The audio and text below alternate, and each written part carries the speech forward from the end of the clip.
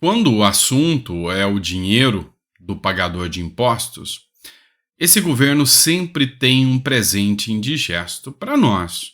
Dessa vez não é diferente. Lembra do DPVAT? Pois é, aquela porcaria vai voltar. Péssimo. Uma coisa que totalmente errada. Matéria que foi enviada. Lula envia projeto para recriar o DPVAT, o seguro obrigatório.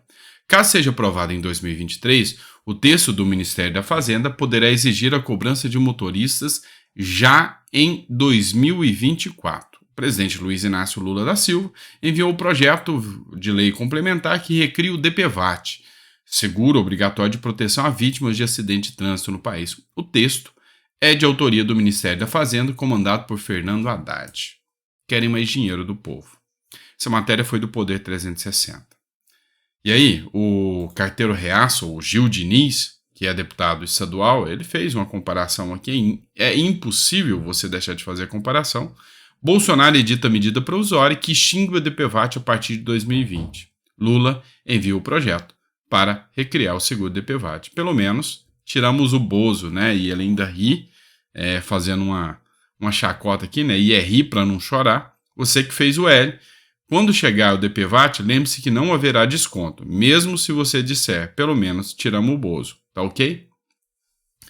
Vamos entender o DPVAT. O DPVAT é, dentre uma das críticas do brasileiro, uma verdadeira máfia de movimentação de dinheiro em que o brasileiro é lesado. Assim, alguns pontos, como os carros-pipa, a máfia dos carros-pipa, que já foi vinculado em vários jornais, a máfia do DPVAT, acabou durante a gestão Bolsonaro e agora, com o Lula, já está voltando e voltando a todo vapor. Deixa eu te explicar uma coisa. Eu atuei muito nessa área contra a seguradora líder, contra a seguradora que regulava a DPVAT. E aí, só para você ter uma noção, acho que a Lei 6.194, não me recordo ao certo, ela foi criada em 2007. De 2007 até em 2020, quando o Bolsonaro extinguiu, a indenização por morte era R$ 13.500. Então, se você perder a vida, você recebe R$ 13.500 de indenização. De 2007 até 2020, o seguro que, por exemplo, de moto, que antes era R$ 60, ao final já estava quase 270. Olha só o quanto ele subiu. Entretanto, a indenização permanecia R$ 13.500. Ou seja, é um mecanismo que inventaram para roubar dinheiro do povo. Sem contar que, sempre que você dava entrada, eles inventavam uma desculpa, 1.000 empecilhos, uma burocracia gigantesca e a maioria das pessoas, várias pessoas, sequer recebiam a indenização. Então, assim, era um escárnio, era uma máfia que movimentava trilhões de reais, dinheiro demais. E quando o Bolsonaro pegou e falou, isso aqui é uma verdadeira máfia. Mudou a sua vida depois que mudou o seguro DPVAT? Pois é. Eu acredito que a maioria dos brasileiros não teve mudança nenhuma, porque só tomava o dinheiro do brasileiro e movimentava aqui bilhões e bilhões em recursos. Pois é. Presente novo para você. Vamos falar da Carla Zambelli. Essa matéria aqui é do Ceará Antenado e diz o seguinte: Polícia Federal conclui que ex-assessor de Zambelli não pagou a hacker para invadir o sistema. O dinheiro repassado pelo assessor de Carla Zambelli ao hacker, Walter Delgatti, não teve relação com a invasão dos sistemas do Conselho Nacional de Justiça. A conclusão da Polícia Federal e do comando do ministro da Justiça, comandada pelo ministro da Justiça, Flávio Dino de Segurança Pública, é de que o hacker mentiu. Mentiu descaradamente, foi provado. Conversas, dados e até recibos comprovam que o assessor da Carla Zambelli comprou garrafas de uísque do Walter Delgatti pelo valor de R$ 10.000, do qual ele comprou e revendeu essas garrafas de uísque para ganhar dinheiro. E não teve nada a ver com a Carla Zambelli. Isso é uma conclusão da própria Polícia Federal. Tem recibo, tem documento, tem conversas mostrando. E aí mostra mais uma mentira do hacker. Ah, eu fiz porque eu estava precisando de dinheiro, eu não tinha de onde tirar. O cara é um hacker, pô. O cara é um hacker. O cara entra em contas e rouba 10 centavos, 20 centavos de cada conta e de repente tem milhões na conta. Fala que fez porque estava precisando de dinheiro, o cara queria visibilidade. Tem um vídeo que circula dele, onde ele diz abertamente, se puder eu quero ser um deputado da esquerda. Vocês entendem? É esse tipo de gente, né? É esse tipo de gente. E aí, eu relembro o seguinte, jornais, principalmente jornais de esquerda, grande mídia, detonaram a Carla Zambelli, a deputada, por causa dessas falas desse hacker. E agora se comprovando que é mentira. Vai ter retratação? Deputados da esquerda, PSOL, dentre outros, postaram vídeos afirmando que ela era vinculada ao hacker e que aquilo era um pagamento para invadir as contas do Alexandre de Moraes, conforme o hacker tinha anunciado. É fake news. Será indenizada? Ou só vale para a esquerda? E aí, será que vai ter multa para deputados que anunciaram, que declararam isso? Ou só vale para a esquerda? Pois é. Fica aqui mais uma prova da mentira que foi contada e, do que se tornou, né? Do circo que se tornou o Brasil, que dá palanque para um palhaço. Essa é a verdade. Vamos lá, mais uma matéria para vocês agora. Essa é notícia boa, tá? Essa é a notícia boa, daquelas que tem gente que fala, eu tenho orgulho de ter feito o L. Só que uma coisa não tem nada a ver com a outra. De novo, eu vou mostrar para você, tá? Balança comercial supera 80 bilhões e bate recorde histórico.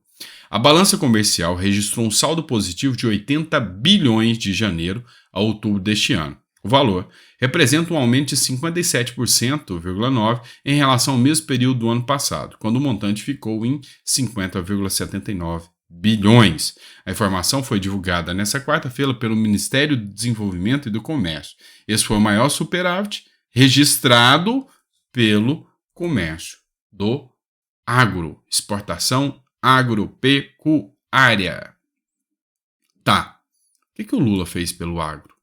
Mas o maior plano safra não fez muita coisa não. Isso aqui é reflexo e resultado de ações ainda da gestão Paulo Guedes, ainda da gestão Tereza Cristina, que fez com que o agro ganhasse porte suficiente para ter recordes na balança comercial, tá? E poder vender bastante. Então o Lula ainda está surfando nos frutos da Tereza Cristina, tá? Porque a depender de Lula, é essa parada aqui que nós teremos. Matéria de 31 de outubro de 2023. Governo Lula quer combater o agronegócio nas escolas, ou seja, deixar de incentivar o agronegócio. É isso. Combater o agronegócio na escola e falar abertamente, como se isso fosse algo razoável, não fosse uma fala digna de hospício. Então, o agro ainda vem pulsante, mas não sabe quanto tempo ele vai aguentar não, porque aí vem um STF e cria um marco temporal. Vem um Haddad e cria taxa como se não houvesse amanhã. Daqui a pouco vai faltar dinheiro e eles vão partir para cima do agro para tomar tudo que o agro tem.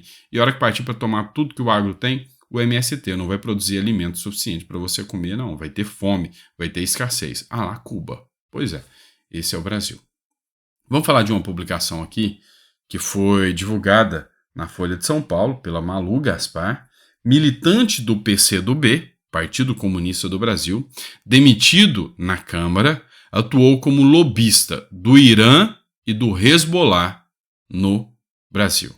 Tá? Exonerado por zombar de mulher sequestrada pelo Hamas, Said Marcos Tenório articulou interesses do Teherã no Congresso e manteve contato com lideranças ligadas ao grupo radical. O Gil Diniz, ele escreveu aqui, para quem não se recorda, o ser objeto mencionado na matéria é o camarada do Guilherme Boulos oficial, que zombou de uma israelense estuprada e morta pelos terroristas do Hamas, sequestrada pelos terroristas do Hamas. É esse povo, é esse tipo de gente que faz lobby dentro da Câmara dos Deputados, que ganha cargo dentro da Câmara dos Deputados. Ele foi exonerado, mas tinha cargo lá dentro. E aí, o que a gente precisa é entender que não dá para passar pano nesse tipo de situação, tá? Olha só, outro caso aqui. Mônica Bergamo, jornalista Mônica Bergamo da Folha de São Paulo. Ela escreve o seguinte: toda guerra é sanguinária, mas há regras. A Rússia abriu corredores humanitários nas cidades por onde civis ucranianos puderam sair em segurança. Israel faz bloqueio total em Gaza. Ninguém de lá pode sair, inclusive 15 crianças brasileiras que provavelmente nem sabem o que é o Hamas. Imediatamente, o Twitter fez a checagem, né, e escreveu o seguinte: os leitores adicionaram o seguinte texto: as negociações para a formação de um corredor humanitário em Gaza estão em agendamento, mas dependem da colaboração do Egito. Ou seja, é mentira deslavada que é Israel que não está autorizando. Falta o Egito autorizar. Ontem uma lista com 400 nomes já foi liberada para que possam adentrar o Egito. Agora, imagina se o Egito vai abrir as porteiras e vai falar: não, deixa todo mundo entrar aqui dentro do meu território, deixa todo mundo da faixa de Gaza entrar no meu território. Quase 5 milhões de pessoas. Não vai acontecer. Então, é a primeira mentira. A segunda mentira: ao contrário do que o tweet induz, a Rússia violou regras de direito internacional ao bombardear corredores humanitários e equipes de resgate. Israel não bombardeou nenhum corredor humanitário. Pelo contrário, ontem Israel espalhou panfletos pedindo que os civis deixem o local. Quem está mantendo os civis presos lá, adivinha quem é? É o próprio Hamas. É o próprio povo que eles acham que são a vítima da história. Tá? É isso aí que está acontecendo. Vou trazer uma publicação aqui para vocês do Gustavo Gaia aqui que eu achei interessante, tá? Esse aqui é um voluntário de uma ONG de resgate israelense. Eu não vou pôr o áudio, tá? Porque ele está falando.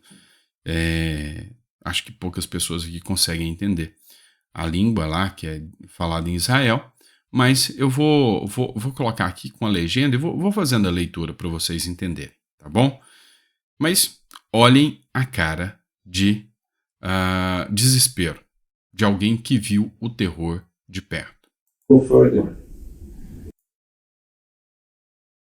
Então nós vimos uma mulher, ela tinha, eu diria, em torno de uns 30 anos de idade. Ela estava deitada no chão, numa poça de sangue, uma enorme poça de sangue. De bruços, nós tivemos que abri-la para colocá-la no saco. Ela estava grávida.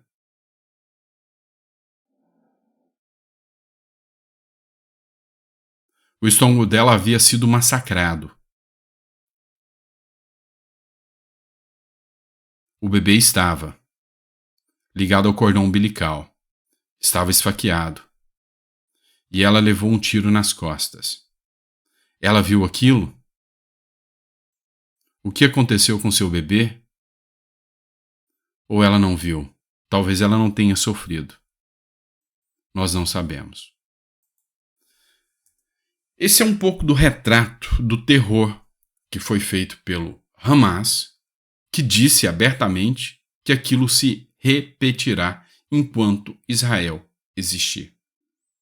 Então, se você é um jornalista, seja de que espectro for, e defende esse tipo de situação, se você é um parlamentar, se você é um lobista do Congresso, se você é um ser humano que acha que isso tá certo, e aí, meu amigo?